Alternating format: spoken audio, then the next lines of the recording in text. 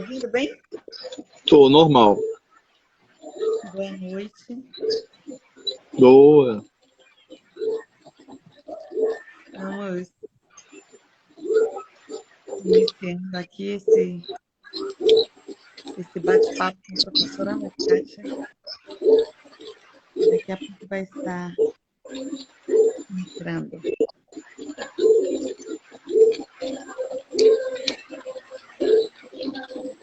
Oi, gente. Cadê Gilca?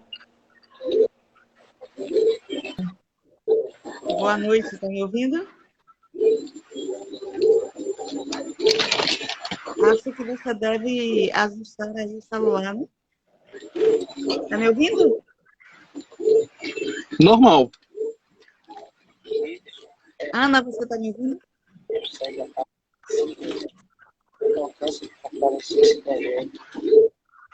Está me ouvindo?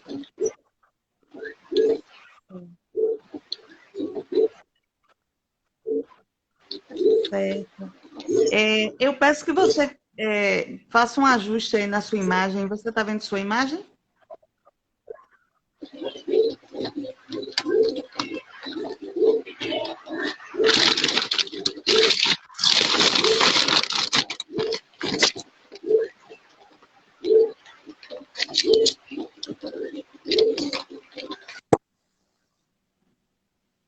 Acho que a internet está...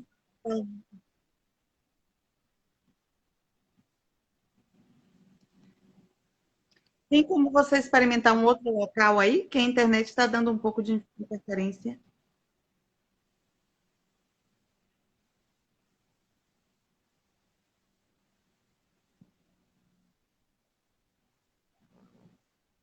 É melhor ela procurar um outro local, não é, Gibson?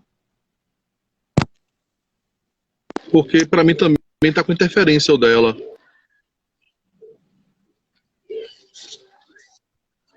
O da senhora funciona normalmente,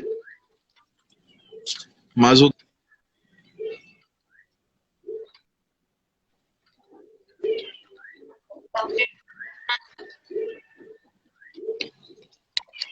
Boa noite aí para Elisângela, que está prestigiando aí nosso encontro hoje. Lore Queiroz. E aí, Gilca? Querida. Escutam agora, gente? Agora deu uma Foi minha melhor parceira de TCC. Ana, está Professor tendo Paulo Carvalho. alguma Você me... interferência assim, na internet. Mas agora Não deu tá. uma... Minha internet, Gilca, é de fibra ótica. Deve ser alguma outra aí, viu? Aqui tá tudo bem. Eu tô ouvindo vocês agora. Tava rodando devagar, agora tá normal. Agora melhorou. Tomara que não dê problema, né? Essa coisa pelo Instagram, gente.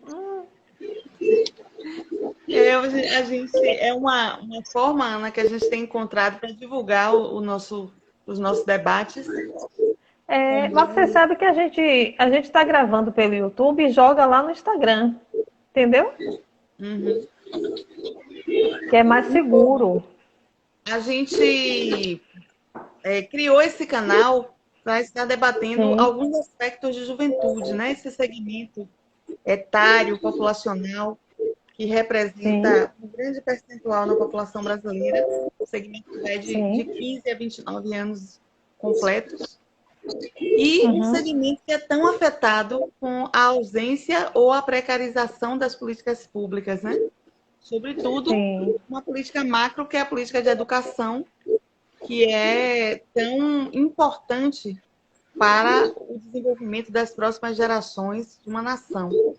Então, a gente está convidando hoje Ana Kátia, a professora Ana Kátia, a professora doutora Ana Kátia, professora da UFBA, da Faculdade de Educação, para a gente fazer esse pequeno bate-papo, bem rápido, aqui pelo Instagram, para tentar atingir o nosso e tentar estabelecer um diálogo dessa temática que é tão importante para nós, que é a educação como um bem público para a juventude. A professora Ana Kátia vem já num coletivo que ela tem coordenado na Universidade Federal da Bahia, discutido a temática educação como como esse bem público, né? Então, para nós foi muito conveniente convidá-la nessa noite e é um prazer receber essa amiga querida e parceira de tantos outros trabalhos.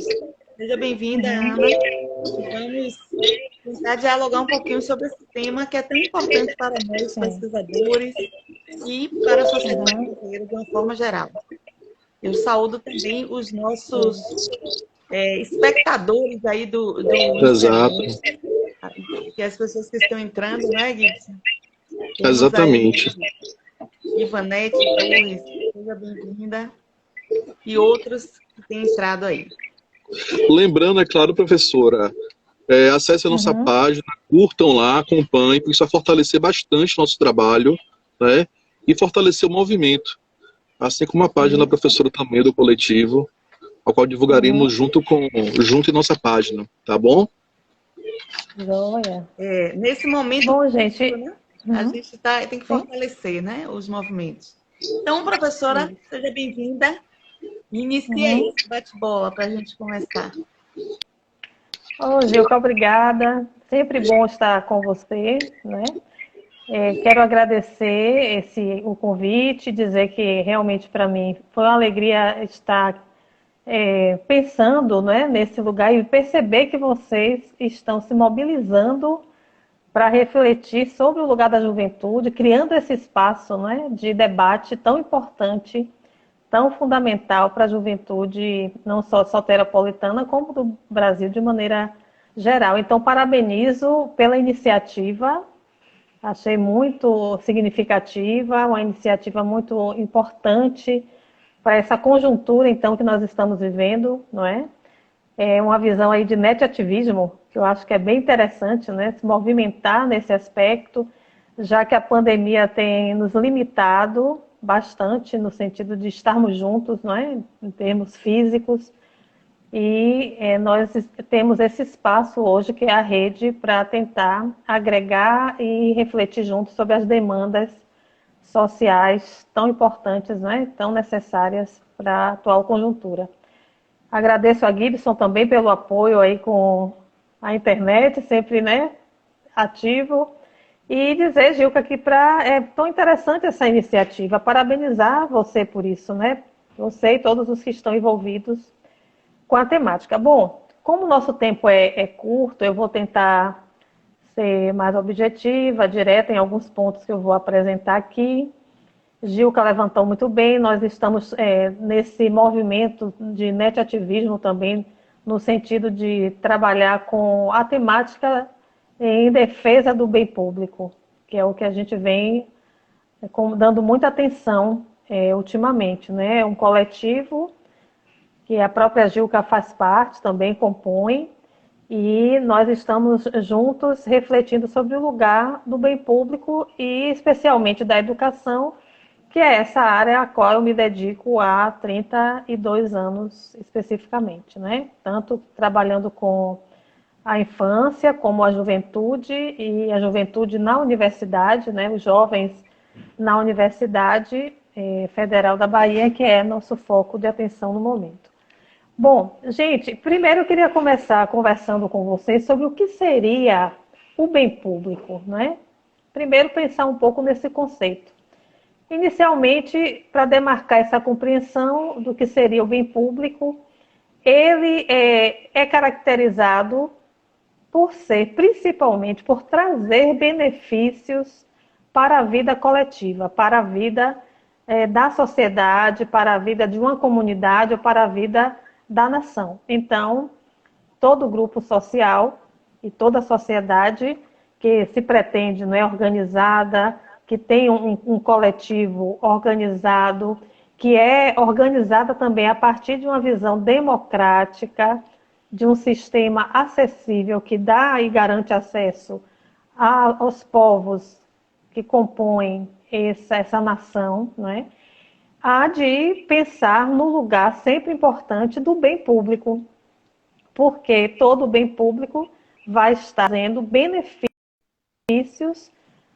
para o coletivo e, consequentemente, para o desenvolvimento de um país e de uma nação. Então, é um ponto fundamental pensar no que seria esse bem público. E para ajudar um pouco nessa construção dessa ideia ou desse conceito, eu trouxe uma fala muito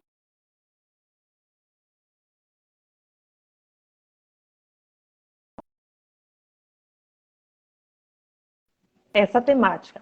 Então, o que seriam bens públicos para ele? Seriam bens de posse de pessoas jurídicas de direito público, ou seja, União, Estado, Distrito Federal, município, fundações de direito público, ou aqueles que prestam serviço de interesse público, por exemplo, instituições comunitárias, associações, todas essas, de certa maneira, instituições que têm como foco o coletivo, a vida coletiva, a organização da vida coletiva, nós podemos entender também como bem público, né? São geralmente de posse dessas instituições, no geral, jurídicas, como direito público, quer dizer, aquele direito público que é acessível a todos, ao coletivo, né? E aí, nesse sentido, a gente traz a defesa de que a educação é um serviço e um bem público, não é? Porque a educação, no sentido geral, tanto no seu nível privado quanto público, que é a nossa principal questão aqui, que vamos trazer, né, a importância da educação como bem público, servem e são serviços úteis para o coletivo. É através da educação que a gente começa a organizar, de certa maneira, a vida social, né? A vida coletiva. Então, a educação vai entrar aí como força e como grande representação de um bem que é e que deve ser garantido ao coletivo para uma melhor organização na vida social. Reparem que o Código Civil brasileiro trata da classificação do que seriam bens públicos, no artigo 99. Ele começa assim, dizendo: os bens públicos são aqueles de uso comum do povo. Quer dizer, todo bem público deve ser de uso comum. É um bem comum, portanto, né? É de uso coletivo. Então, a educação vai ser colocada aí como um bem de uso comum, de uso coletivo. Ainda, claro, que a gente também entenda que a educação é um bem individual. Ela também é um bem individual, mas principalmente é um bem coletivo, porque ela é que fundamenta e estrutura a própria formação dos jovens, e a gente vai falar um pouco mais à frente do que a gente entende por juventude, né? Então, é ela que vai dar essa garantia de sustentação da formação dos jovens, seja a formação para o trabalho, não é? Seja a formação ampla em termos de humanização, a formação tecnológica, científica, ambiental, são várias dimensões aí de formação que a educação vai garantir, especialmente a gente vai destacar aqui para a juventude, no caso brasileira, né, que vai ser o nosso tema também de atenção. Então, os bens públicos são de uso comum do povo. Pode ser educação, como a gente já citou, mas um bem natural, por exemplo, os rios, os mares, né? Praias e mares são bens públicos. As estradas, as ruas, as praças. Então, esse acervo também, tanto no sentido natural, quanto no sentido da organização de produção humana, como é o caso da educação, é também um bem público. Os bens públicos também são de uso especial, por exemplo, como edifícios, terrenos, né, destinados a serviços ou estabelecimentos de administração, seja federal, municipal, territorial. Então, a gente vai ter também territórios e edifícios que são entendidos como bens públicos, por exemplo, os prédios das universidades e escolas públicas. São bens, né? Então, são bens públicos. A gente vai ter também essa dimensão aí do que seria o bem público. E também os bens públicos, o que o Código Civil chama de dominicais, né? Que são constituídos de um patrimônio das pessoas jurídicas com objeto de direito pessoal ou real. Então, essas três dimensões aí, são rios, mares, prédios, móveis e imóveis, e também a educação, nós entendemos aí como, se é útil para o bem comum, se traz benefício para o coletivo, é entendido como um bem público. E para ampliar ainda mais essa nossa compreensão, eu trouxe aí um debate que é interessante do Alberto Visotto e Tiago Lima, que trazem uma explicação muito interessante, né, para o conceito de bem público. Ele diz assim, olha, entendemos como bem público todos os dons, ele já traz um viés diferente aí para a gente pensar no bem público, né? São todos os dons recebidos pelos homens, sejam dados pela natureza, como a gente já citou antes, rios, mares, praias, né? Sejam construídos por eles próprios, pelo próprio ser humano, pela sociedade ou pelo Estado. E aí a educação pública vai entrar como um dom e um bem que é de responsabilidade também do Estado, porque o Estado, quando produz algo, no caso a educação pública, ela passa a ser um bem para a população.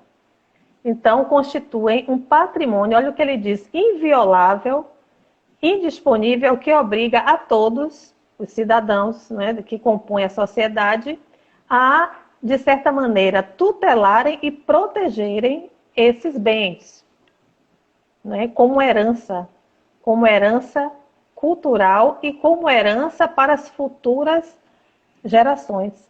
Então, cabe a todos nós, e aí a gente vai falar um pouco também sobre o papel da juventude no sentido de tutelar e proteger os bens públicos, porque a ela é destinado, né? São destinados esses bens públicos. Então, cabe a todos os adultos e a todo cidadão, e especialmente à juventude, proteger esse bem, porque esse bem, que é a educação, vai ser destinado principalmente para a infância e juventude. Então, a proteção desses bens é algo que a gente também tem que deixar claro aqui, a necessidade de proteger o bem, como é a educação pública. E hoje, correndo riscos, né, gente? Sabemos que a educação pública hoje...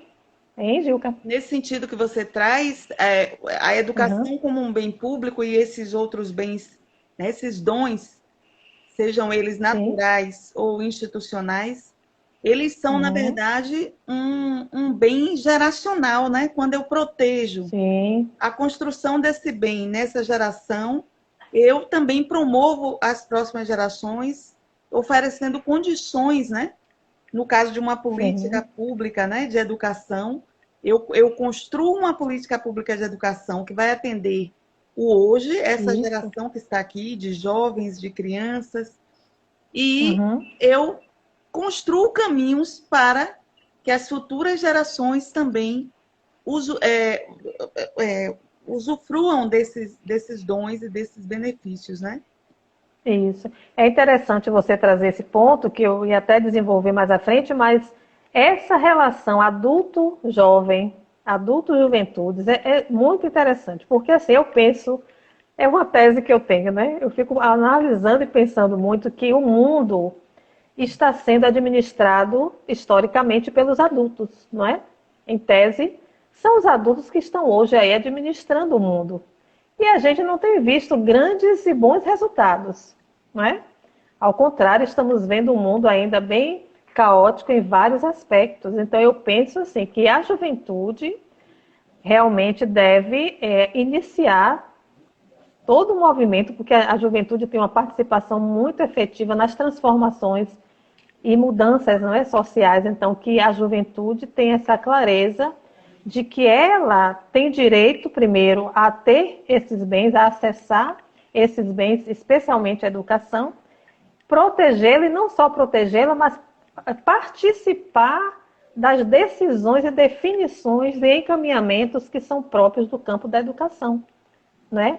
Nesse sentido, não é só proteger mas também atuar politicamente em função dessas decisões e encaminhamentos que são próprios da educação, porque as juventudes no plural, né, serão os maiores beneficiados. Eu penso assim. É porque, na verdade, então, é algo...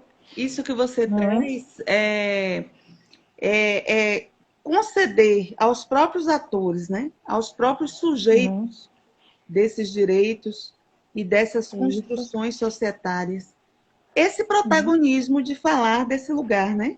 Desse lugar de principais atores. E hoje nós temos visto um movimento em torno, por exemplo, da Organização das Nações Unidas, de oferecer à criança e ao jovem um lugar de protagonismo na construção das políticas, na participação das discussões, né? Proteger esse lugar que esses segmentos podem estar participando mais ativamente. Porque a gente sabe disso do ponto de vista teórico, mas precisa efetivar essa prática. E esse canal, e o canal que vocês abriram lá na UFBA também, eu acho que são espaços muito importantes para a gente dar esse lugar, né? Para que esses atores eles falem desse lugar próprio, que eu não gosto da expressão lugar de fala, mas desse lugar próprio, que é capaz de ecoar vozes, né? Vozes que têm que estar no centro da discussão. Fundamental. E a ideia de net-ativismo, que é um caminho interessante agora para a juventude se colocar, ser protagonista, muito importante, porque a gente sabe que essas políticas neoliberais atuais, né, mais recentes, de certa maneira, vem silenciando muito a juventude, né? É uma juventude que está muito vinculada ao trabalho, são várias possibilidades, né? Mas está muito presa ao trabalho, ao consumo, tem uma parte também, quer dizer, toda uma estratégia também de políticas neoliberais que tem feito com que a juventude se cale, né? E aí esse ponto é importantíssimo. Assumir o lugar de protagonistas sociais, né? O jovem tem esse papel importante no contexto da vida social, tomar nas mãos esse poder de protagonistas que sempre historicamente tiveram, mas que ultimamente andam tanto quanto silenciado, né, pelas políticas contemporâneas, a própria conjuntura do mundo de hoje, a própria pandemia tem feito, não é?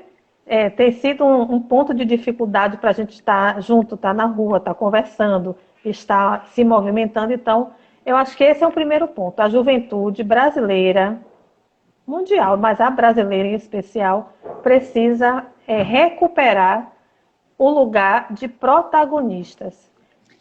Paulo Freire diz uma coisa interessante: nós não tivemos o exercício do diálogo democrático muito sólido em nós, né?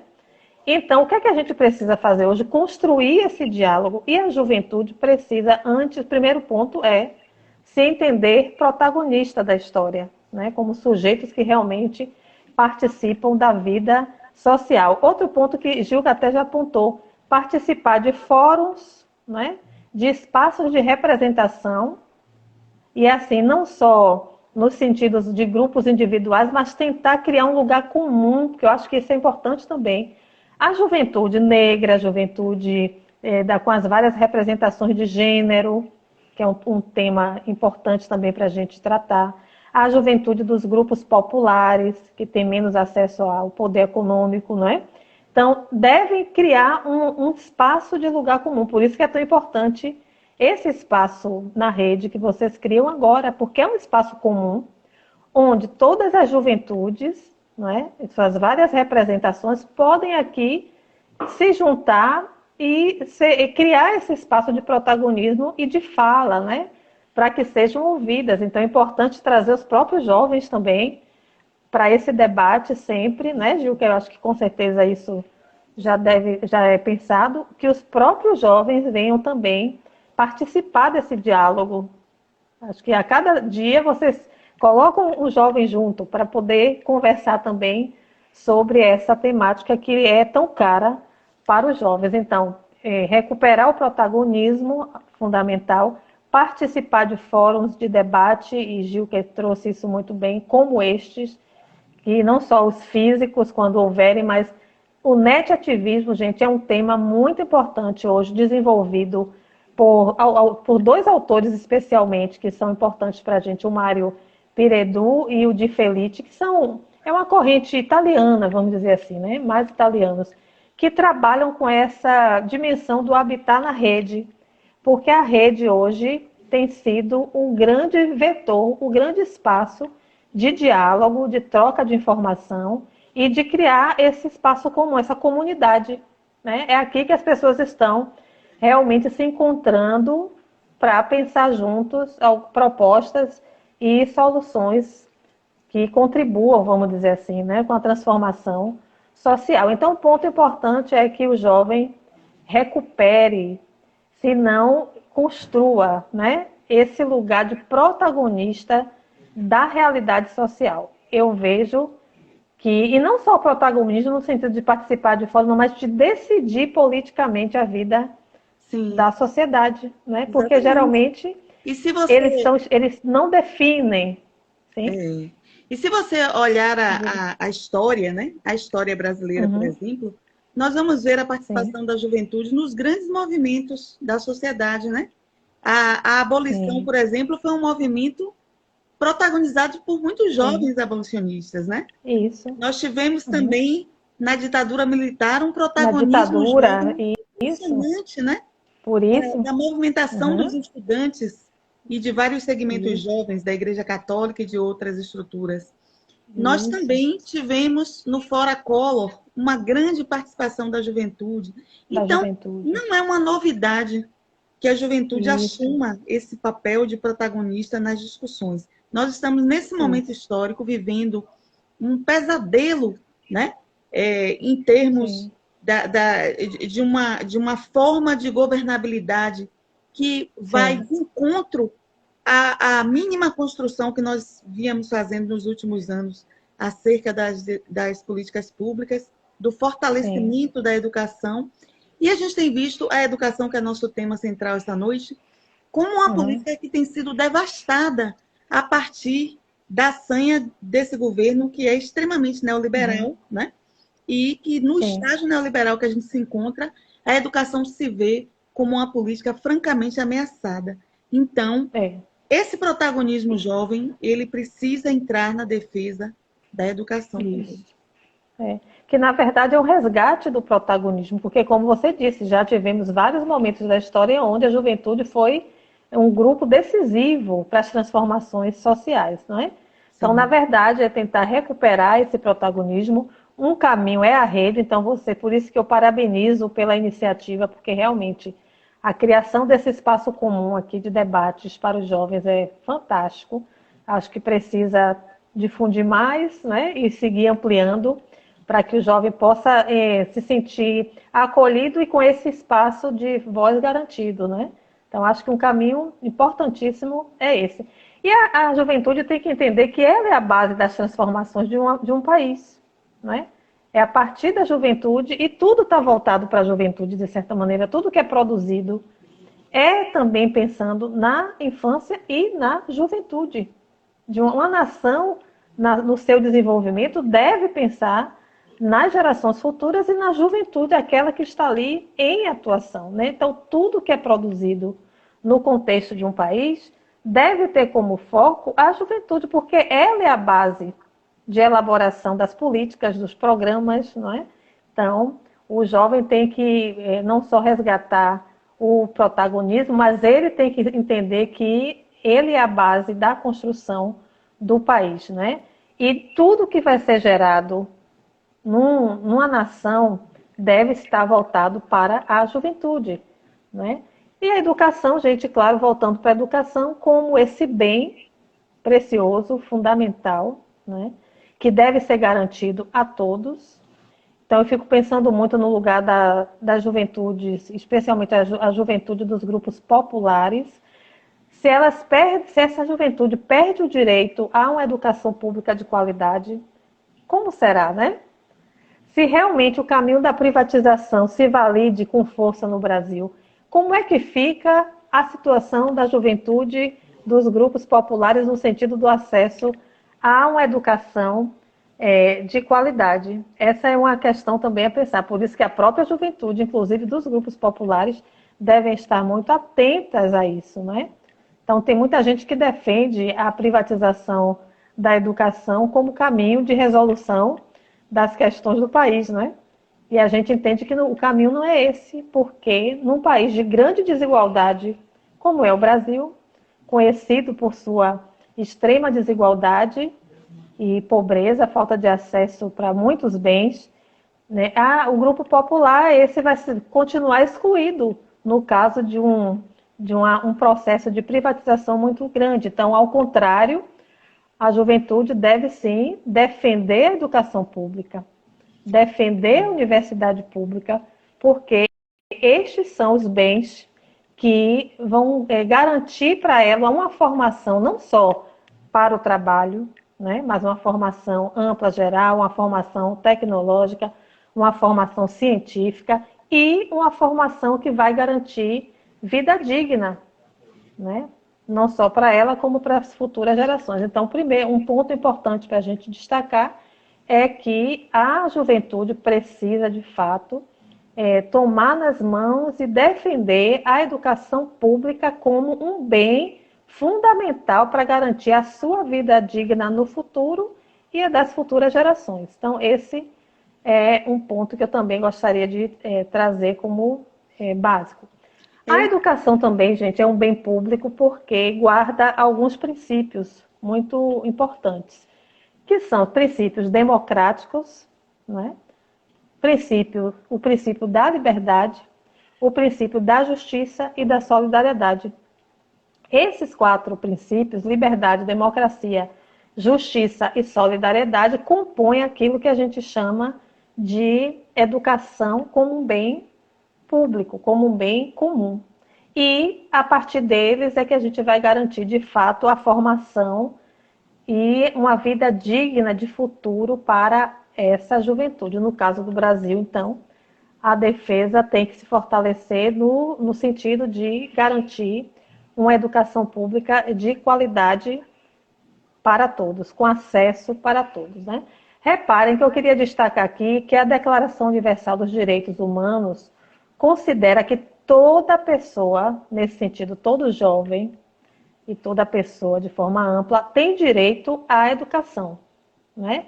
Esta que deve ser gratuita, pelo menos correspondente ao ensino elementar, né, o fundamental, tem que ser garantido como de forma gratuita. O ensino técnico e profissional também devem estar sendo guardados aí como um caminho importante da educação. E o acesso aos estudos superiores deve estar aberto a todos em plena igualdade em função não apenas do mérito, né, mas está como um bem acessível. Então é por isso que eu volto aqui à defesa que eu fiz há pouco, que o jovem deve lutar para proteger e garantir não só a educação básica pública de qualidade, como também o ensino superior público de qualidade, né? Sim. Coisa que vem se fragilizando aí ao longo do tempo. Eu acho que todos nós sabemos como a universidade pública vem enfrentando problemas, né, com redução de recursos e várias outras questões aí de acesso mesmo, de organização. Acesso para vagas que tem a ver com os recursos também. Diga, Gil. Nos últimos anos, nós temos visto, Ana, um ataque frontal, né, à educação como política e como uma prática social. E eu percebo, por exemplo, um projeto de sociedade, que é esse que você já pontuou, de privatização da educação, né, que vai limitar cada vez mais o acesso dos grandes segmentos empobrecidos, favorecendo as classes médias e altas, né? Quando você traz, por exemplo, uma reforma do ensino médio que ela esfacela um ideal de qualidade que a gente vem lutando desde a Constituição de 88, quando se estabelece ali no artigo 205 a educação como um direito de todos, né? E aí a gente vê que uma reforma do ensino médio que vai precarizar cada vez mais, né? O desmonte da universidade.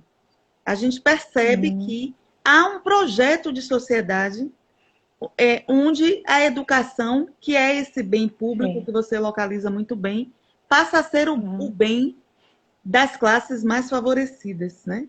E isso é grave dentro de um país como o Brasil, que nós temos um Estado, a construção de um Estado social tardio, né? Então, nós ainda não alcançamos a tal qualidade, a qualidade que a gente fala e almeja, a gente nunca alcançou. Mas a gente começa a desmontar as estruturas básicas que temos até aqui. E isso é muito grave em termos de sociedade, não é? O neoliberalismo da pós-década de 80, né, com a política do Estado mínimo, vem agravando de forma imensa, né, brutal, essa redução, vamos dizer assim, da participação da educação como bem público, né? Porque se a gente reduz a qualidade e a participação do Estado, significa que a gente também está limitando o acesso das camadas mais populares da educação a esse bem, né? Que é a educação como bem público. Então, se a gente reduz o Estado, a participação do Estado, estamos também negando, de certa maneira, o acesso das camadas mais populares a acessar e garantir esse bem. Então, o que é que vai caber ao jovem se ele não acessar, por exemplo, a universidade pública de qualidade? Vai sintetizar a formação e a educação do jovem para a mão de obra apenas, né? Mão de obra para um trabalho imediato, para a serviço do mercado, como está posto, né? Aí. É uma mão de obra que vai contribuir para a manutenção da riqueza, mas que não vai usufruir do partilhar dessa riqueza, né?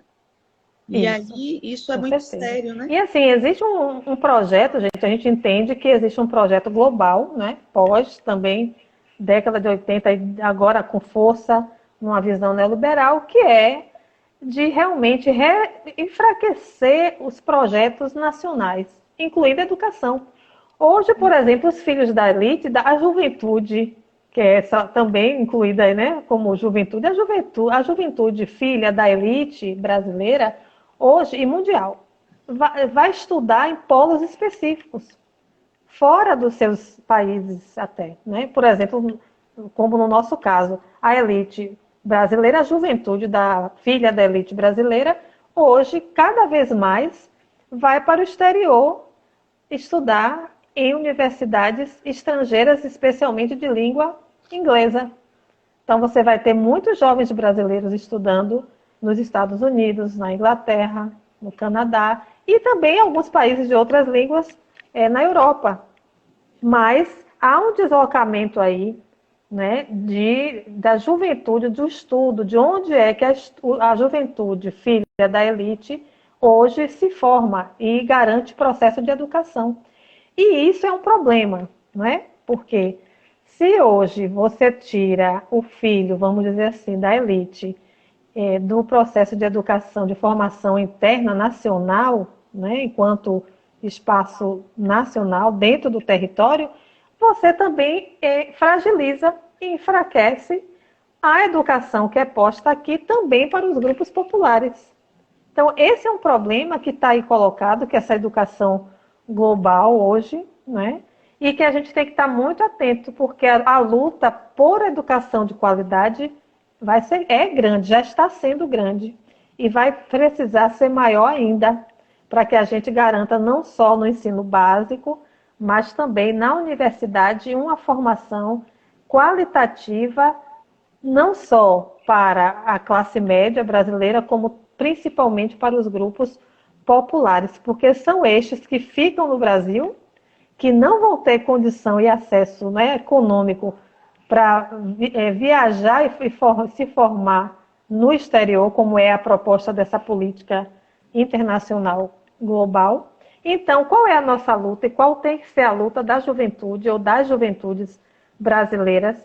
É lutar por um projeto de educação que seja nacional também. Sem, claro, minimizar a importância de sair, de fazer intercâmbio, porque isso, claro, o jovem também tem direito a fazer esses intercâmbios, né? A sair, a conhecer novas culturas, porém, a luta deve ser de fortalecer um projeto que seja mais local também de educação.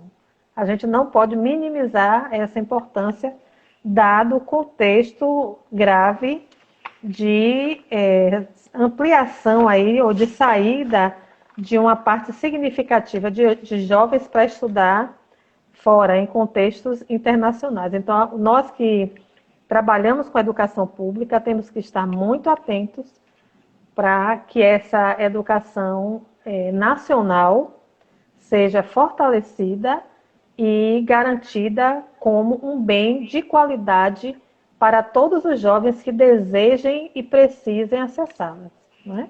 Isso é E fato. aí, Gil, que a gente... Quando a gente... E é isso aí mesmo, é dentro dessa perspectiva que a gente vem discutindo aqui nesse canal, pensando em problematizar elementos da realidade concreta que nós estamos vivendo hoje, né? E é muito importante isso que você traz, porque quando a gente vê que o segmento que antes era o segmento que ocupavam as vagas das universidades federais, né? Que eram da classe média alta e das elites, hoje não tem mais interesse de integrar as universidades, né? E você traz um elemento muito importante, porque acaba precarizando as condições de educação nas universidades brasileiras. E a partir do momento que eu precarizo a educação, né, eu não demonstro mais interesse em que ela tenha uma dada excelência para que satisfaça os filhos das elites, não há mais interesse nenhum de investimento do Estado, né? Então, cada vez mais a gente vê esse êxodo dessa juventude que tem um certo privilégio econômico, que poderia estar, de certa forma, essas não são condições ideais, mas de certa forma, movimentando esse debate da qualidade no ensino superior no Brasil. A gente está assistindo um êxodo, né? Que é a própria dinâmica do capital, que vai requerer agora formações muito mais centradas na financiarização do capital. E cada vez mais as elites brasileiras mandam seus filhos para centros de estudos, onde cada vez mais os capacitem para gerir seus bens, né, materiais e o seu próprio capital. Então, a gente vê esse desmonte, né, que passa por vários vieses, e esse é um deles. Mas, para a gente finalizar, não é, Gibson, que eu acho que a gente já está chegando assim, no nosso horário, eu queria, Ana, que você... Aqui tem algumas perguntas no chat, tem uma que não tem muito a ver com o tema, mas eu vou esperar, né? A pessoa da pergunta que enxerga um certo movimento de que não se estude, por exemplo, a história da África nas instituições de educação privada. Você enxerga esse movimento? Meninas, O Gil, que você repete, professoras, porque teve um corte aí. Só um comunicado, 10 minutinhos para as conclusões, viu? 10 minutos para a conclusão. Obrigada. Vamos fechar, Gil, então. Eu peço para você repetir, porque teve um corte na sua fala.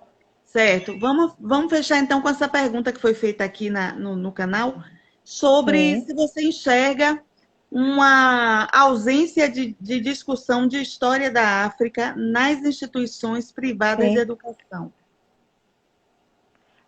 Sim. Se enxerga uma ausência do estudo da história africana e afro-brasileira nas instituições privadas. Sim. Não só nas instituições privadas, claro que no espaço público a gente já tem, de maneira muito mais decisiva, mais fortalecida, esse trabalho, né, e essa implantação, vamos dizer assim, da legislação da 11.645, antes a 10.000, esqueci agora a legislação, né? Porém, a 10.639, desculpe, elas que garantem, né, e obrigam as instituições de ensino a implantarem o ensino da história e cultura africana e afro-brasileira, viu, gente? Não só africana e afro-brasileira na educação, tanto básica quanto superior, de modo geral, né? A escola pública já vem realizando esse movimento. É muito mais evidente e mais forte, está muito mais claramente colocado esse compromisso com o ensino da história e cultura africana e afro-brasileira. Muitas carências ainda nesse trabalho, né, gente? Sabemos que ainda falta muita formação para os educadores, né, em termos de consciência crítica sobre o conteúdo, sobre o tema, e o aprofundamento sobre a história da África e da cultura afro-brasileira. Então, são várias questões ainda colocadas. Produção de material que ainda é incipiente, mas eu penso que no espaço privado ainda há uma distância muito grande, né? Muito grande, não só no sentido do conteúdo em si, mas da própria inclusão dos sujeitos, né, negros, da comunidade negra, dos povos negros aí nesses espaços que geralmente são espaços compostos por uma camada da população que é a camada branca. Em Salvador, então, é incrível. Se você visita algumas escolas privadas, né, você vai ver aquelas mais com uma mensalidade ainda mais significativa, você vai ver a presença maciça de crianças brancas, o que é muito triste de perceber, porque a diversidade e a diferença, gente, é que nos compõe enquanto povo, enquanto nação. E todo ser humano precisa dialogar com a diferença, né? Sim. Em todos os vieses, né? Crianças negras precisam dialogar com crianças brancas e outras matrizes étnicas, e a criança branca brasileira precisa dialogar com a diferença, né? Então, é algo que a gente realmente percebe que na escola privada ainda há uma carência grande. Formação de professor é muito carente nesse sentido, sobre a temática. Ainda que, no sentido legal, a coisa esteja sendo implantada, né? A situação já esteja sendo resolvida no sentido da implantação da lei. Mas, no sentido da formação efetiva, da visão crítica e da consciência crítica, no sentido desse conteúdo, eu penso que ainda falta muito, não é? Para que seja realmente validado enquanto um conteúdo de importância nesse contexto. Bom, isso aí. Sim, Gilca, você ia colocar alguma questão? Não, eu vou já caminhando para o nosso encerramento. Tem uma outra pergunta? Não, nós vamos caminhando. Eu penso, gente, que a juventude, já que a gente destacou aí a questão afro-brasileira e africana, eu penso que a juventude negra, né, que é de maioria em Salvador, vamos falar de Salvador especialmente, só para concluir minha fala dessa maneira. A juventude negra, o que compõe quase 85% da população de Salvador, deve tomar a educação pública nas mãos, como sua. Proteger, defender e lutar por ela, né? E por sua qualidade também. Gil, eu agradeço, viu, a participação, o convite. Espero ter contribuído aí de alguma forma com o debate. Muito. E parabéns pela iniciativa. Agradeço a sua disponibilidade. Seja sempre bem-vinda aqui no nosso canal. Um grande abraço. Sempre à disposição. Um abração. Um abraço. Um abraço.